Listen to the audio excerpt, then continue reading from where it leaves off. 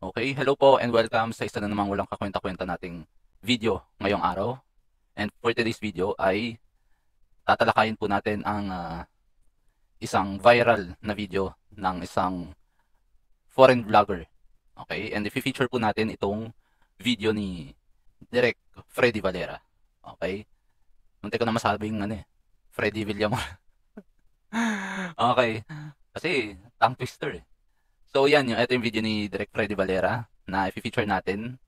Yung isang mukhang hindi naman siya hindi siya American vlogger, parang siguro British siya. May accent siya na gustong magkape sa Starbucks. Okay. Medyo matagal na yata tong video niya. Okay, parang last week.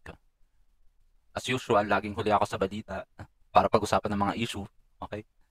So ito, pinag-uusapan nga ni Direk Freddy itong viral video na kung saan yung itong foreigner na vlogger ay nagrereklamo dahil gusto niyang umorder ng kape, gusto niya mag-coffee and chill sa Starbucks. Kaso, yun nga, all seats are taken dahil sa mga nakiki-wifi dito sa Starbucks.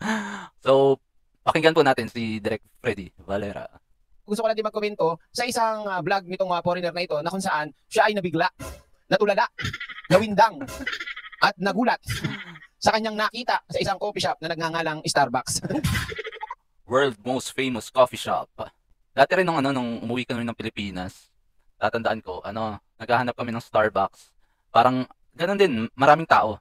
Kasama ko yung mga pinsan ko, tapos naghahanap kami ng Starbucks sa bandang Mega Mall.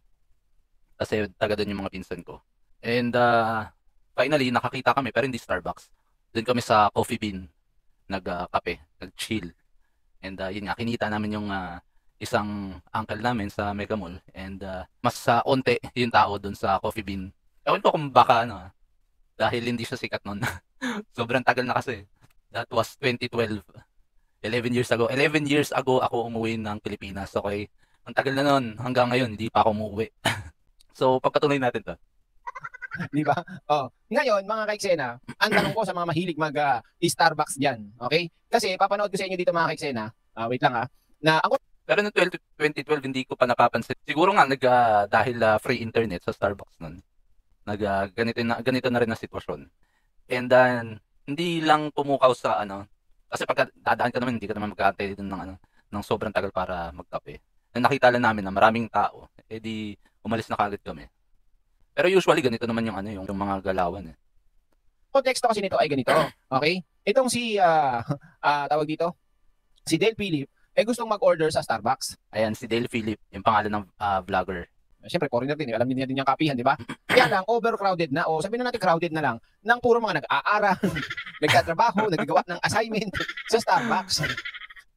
Para daw may privacy, mas makapag-concentrate sila kasi medyo tahimik nga naman daw sa Starbucks and free internet connection, free wifi. Okay? So, usually pagka bumili ka ng kape sa Starbucks, sa receipt, sa resibo, nandoon nilalagay nila yung password para exclusive yung wifi connection sa mga kliyente nila.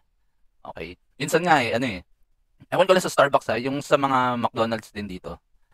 Sa resibo nila, exclusive din para sa mga kliyente, yung banyo. Yung banyo may lock. Okay? At nakalagay doon sa resibo yung code na i-digit mo doon sa banyo para makapasok ka sa banyo. Yung parang hindi ka basta-basta makakapasok, yung makikiihi ka lang, papasok ka kahit hindi ka umorder, papasok ka lang, makikiihi ka lang. Yung ibang mga McDonald's, yung ibang mga fast food dito sa Italy ay kasama sa resibo yung wifi code at saka yung code para sa banyo. Parang yung mga entrance ng ng mga employee sa trabaho, sa labas ng pintuan may keypad. Tapos doon i-digit mo yung number, pwede ka nang pumasok. Ewan ko lang dito. Okay, mga high-tech na rin naman mga fast food chain. Kayo ba, bilang isang ordinaryong Pilipino o pwede maging customer ng coffee shop o Starbucks? Kasi ako naranasan ko di ba? Ayan, ibasahin lang natin dito yung nakalagay yung nilagay ni Dale Philip.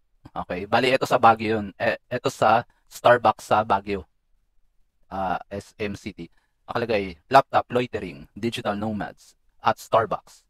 Visited SM City Mall in nakalagay siguro yan, nakatag Baguio. Sa Baguio siya. Okay? Okay ba sa inyo na makakita na napakarami doon nag-aaral, doon nagtatrabaho, i-order ng isang order na kape, aabutin ng 5 oras. Di ba? Oh, di ba? Oh. Sabi ni Mako, Starbucks, allow it, I don't see any issue. Wala talaga silang magagawa doon.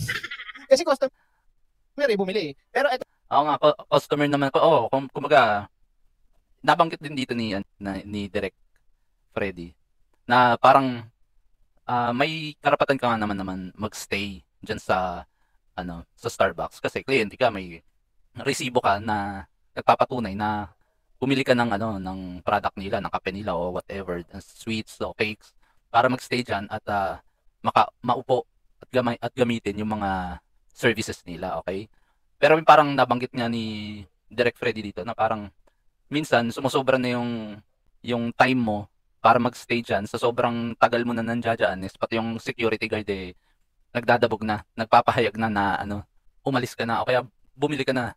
It's time to bumili ng another item. Parang ganun. Pinagdadabogan ka na ng security guard, nagpapahiwatig na umalis ka na dito. parang ganun. Panoorin natin yung vlog ni Dale Philip. Ito na. Pakinggan nyo muna, magbibigay lang ako ng reaction din dito. Ito patulpo ko, magbibigay na lang ako ng reaction. Proud na proud pa yun. Doon na nag-homework. Yeah. Just make sure. I was thinking of getting a matcha frappuccino, and then I make sure. Yeah, I would hate to have a business where just people come and just use it instead of personal office, use your Wi-Fi, your electricity, buy like one coffee. Yun naman talaga. Hanapin nga natin si Dale Philip. Dale Philip. Okay, ayan. Nakalagay dito, Dale Philip is Scottish pala siya. Sa Scotland, European din. Former poker player and YouTube travel vlogger. He has won several online poker tournaments in his peak career. Ayan. Tapos ngayon nagta-travel vlog. Tapos itong time na to ay pumunta siya sa Pilipinas para mag-travel. At ito ang nadatnan niya, Starbucks na puno ng mga nakiki-wifi. Talaga mga kaiksena, alam nyo, tawag dito, nakakahiya, paano ba? Sorry ho huwag kayong ma-open, i-real ko lang din kayo yung mga mahilig na tumambay sa Starbucks o order ng isa, kape, o sabihin, lagyan pa natin ng sabihin natin slice of cake. Okay? Slice of cake. Okay. So, ito lang yung siguro take ko dito sa sa issue na to, no. Well, dito sa sa Italy, usually, bali yung sa trabaho ko, yung bar sa trabaho ko, ay may limit. Nilalagyan nila ng limit yung mga kahit nga hindi kliyente.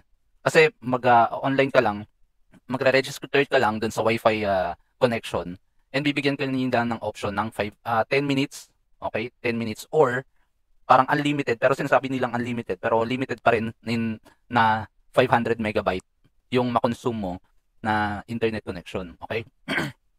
So para lang magkaroon ng limit na hindi ka magstay doon whole day sa sa isang place or sa bar. Ewan ko lang din dito sa ibang mga fast food chain o mga restaurant kung may limit. Pero usually nilalagyan nila ng limit, time limit or limit ng gigabyte. Okay? Para makapag-internet ka, para nga naman yung mapaikot nila yung mga tao nila sa store nila. Okay?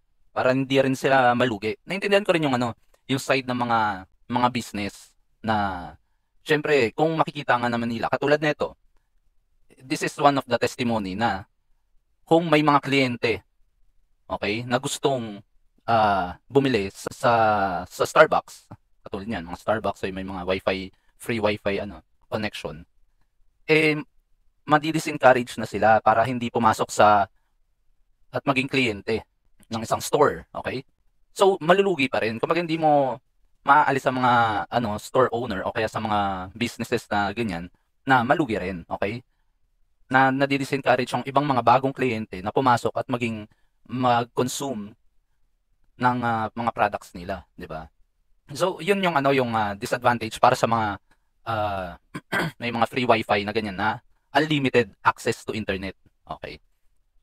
And sa part naman ng mga consumer, mga kliyente na gustong mag-relax, magpalipas oras para o kaya ma-consume yung nila, yung privilege nila ng free wifi or doon nga sa store, gusto nila coffee and chill. Okay, yung walang stress na nagmamadali ka, uupo ka, iinom ka ng kape, okay? Kasi dito parang nung una, ang issue nila din dito sa Starbucks is baka malugi yan kasi ang mga Italiano ay hindi sila sanay na magkape ng nakaupo.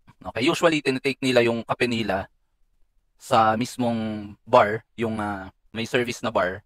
Pagka-serve sa'yo, iinumin na kagad nila. Kasi isang shot lang naman ng mga yung espresso.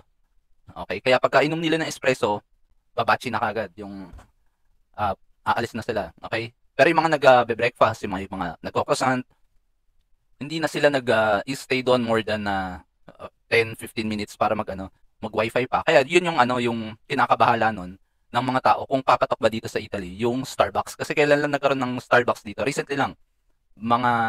Siguro bago mag-pandemic. Kasi 2019 yata pumunta pa dito yung mga pinsan ko galing Pilipinas. Bago pa lang din yung Starbucks dito. Pumunta kami sa Starbucks Milan. Yun, malaki yun. Sobrang laki. Tapos may pagawaan talaga ng kape. Yun talagang ginagrind pa nila yung niluluto pa nila yung kape. O yung mga beans. Okay.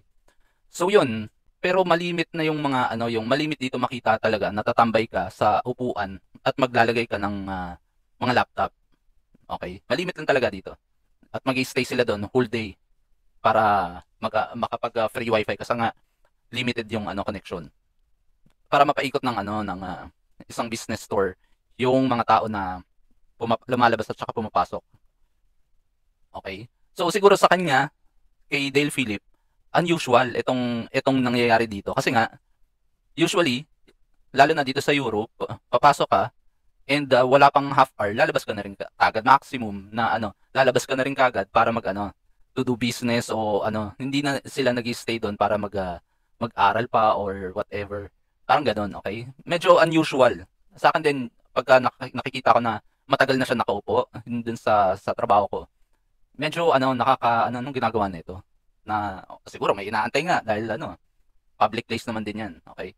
Pero unusual na na magi-stay sila doon ng matagal, nakaupo sila doon ng matagal nang wala namang ginagawa or magko-computer ka lang, lalabas mo laptop mo. Medyo unusual 'yun dito. Okay. Pero it happens, don't get me wrong. Meron din, pero hindi ganitong magi-stay ka ng buong araw para makapag-internet, okay? So, siguro panoorin niyo na lang din 'to. Etong video ni Direk Freddy sa channel niya. Ito yung pangalawang channel niya dalawa channel niya. Direk Freddy Valera 2.0. Dahil pupunta naman tayo dito sa kaka-upload lang nito. This was 1 day ago na-upload ng Bubblegum 28 years. Tagal na, di ba? And ito nga naman, parang timing naman talaga yung yung kantang to. Kasi alam naman si Michael V sobrang aware siya sa mga nangyayari sa paligid. Okay? Nag-spoof siya ng kanta ng Lola Amor. Okay? Si Michael V, ang pangalan niya Lola Honor. Parang Nora Honor ang dating. Siya naman si Michael V, si Lola Honor. Tapos ang ginagaya niyang kanta ay yung kanta ng Lola Amor. Okay, ito yung banda si Lola Amor. Tapos ang tawag diyan parody ng kanta. Okay, matagal niya nang ginagawa yan. 90s pa lang, bago pa lang yung Bubblegum. Paparody na siya ng mga kanta. And this time, nagkaroon siya ng opportunity na maparody yung kanta plus to sing with the band. Okay? Ito naman, ang ginawa niyang kanta, yung tungkol sa mga nakalagay na na title, Waiting Here sa Pila. Ito yung original na kanta. Ito yung pangalan ng banda, Lola Amor, Raining in Manila. Okay? Yan. And yung sa Bubblegum, ang pangalan ay Waiting Here sa Pila. Okay? So, kukunin ko lang tong isang clip na to para hindi rin ako maka-copyright. Okay? So, kuha tayo 10 seconds. Okay? Pakinggan po natin. Yung kape nila, nagpapanggap na parang mainit pa naman. Alam ko naman, nakiki-wifi ka lang. Alam ko naman, nakiki-wifi ka lang. Di ba? Kahit yung nagki-keyboard yung buong banda. Natatawa sa sa lyrics ni Michael V. Di ba? Parang timing talaga yung yung kanta doon sa doon sa vlogger. Pero lumabas tong kantang to, alam ko, bago nagreklamo yung yung si Dale Philip, yung vlogger. Kaya sobrang timing yung yung pagkaka-vlog Yung parang alam na ni Michael V na may mga ganitong sitwasyon, may mga tao talaga nag-stay sa mga coffee shop na nakiki-wifi lang naman talaga. Yung iba, siguro, magdadala ng laptop, doon na magi-gaming. Kasi nga, doon na makiki-Mobile Legend, makikipag-away sa Mobile Legend, alam mo na yun. Okay. May mga nakita rin akong video na nagrereklamo, anong pakialam mo kung nandito kami sa nagstay kami buong araw diyan, parang ganun. Nirereklamo ni Dale Philip na bakit hindi kayo sa bahay niyo mag-internet? Consume niyo yung internet connection niyo, di ba? Tapos yung iba nagsasabi na parang hindi lahat ng tao may mga internet connection sa bahay. Para sa akin ikaw nakaka-afford ka ng mga mamahaling gadget. Pupunta ka sa Starbucks tapos naka-iPhone ka, naka-MacBook ka, naka-gaming laptop ka, di ba? Tapos hindi ka maka-afford ng internet connection mo. If ever man may internet connection ka, mobile data ka, medyo maliit yung gigabyte na ino-offer nila sa'yo. Sasabihin nila unlimited, tapos pero may unlimited pero may limit pa rin yung giga na kailangan mo ma-consume. Okay? Kasi dito sa Italy naman, yung sa akin, yung mobile data ko ay parang nasa 150 gigabyte per month. Okay? At ito ay binabayaran ko lang ng 8 euro. Magkano lang yun?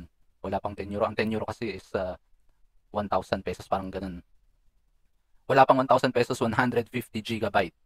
Sobrang laki na nun. Kaya minsan, kahit manood ako ng sobrang daming film, TV series, as yung nagbabrowse lang ako sa Facebook, YouTube, hindi ko pa rin nauubos yung 150 gigabyte na offer ko. Yung iba, 8 euro rin, pero 100 gigabyte. Pero hindi pa rin nila na nauubos yung mga offer na mga ganun 100 gigabyte na mobile data. Wala pang 1,000 pesos. So, yun lamang po. Ito nakaka-LSS itong kantang to eh. Yung laging tumatatak sa mas tumatatak yung lyrics ni Michael V sa akin eh. Kasi yung lyrics, yung chorus din. Paparinig ko lang yung chorus para sa finishing ng natin, ng video natin. Todo pwede ba? Kurang pa rin sa utak ko parang naon. Hinilang mo na ang gastos mo sa kape. Panay na sosyal pero burita pa rin. Nakatambak ng bayarin. Ba't pagkagaling ng kapila, di ba mahal na ang kape? Ang hirap na hindi ka nakikinig. Di ba wala na kayong pera, ba't ka pa bumibili? Ang tapat talaga ng mukha mo. Sinong niloloko mo? In one ba? Yun yung yung nakaka-LSS eh. Ang kapal talaga ng mukha mo. Sinong niloloko mo? Yung papakita sa mga, nagpo-post sa mga Facebook. Nasa Starbucks. Wow, ang ganda, tall and venti. Tapos walang pambayad ng kuryente. O kaya, utang mo, bayaran mo na. O Starbucks ka pa dyan. So, yun lang po. Hanggang dito na lang. And please, paki-follow po ako sa Facebook page ko and paki-subscribe na rin po ako sa YouTube channel ko. Okay? So, salamat po sa lahat ng sumubaybay dito sa walang kakwenta-kwentang video natin ngayon. And ingat po tayong lahat. Okay? Hanggang sa susunod. Ciao, ciao.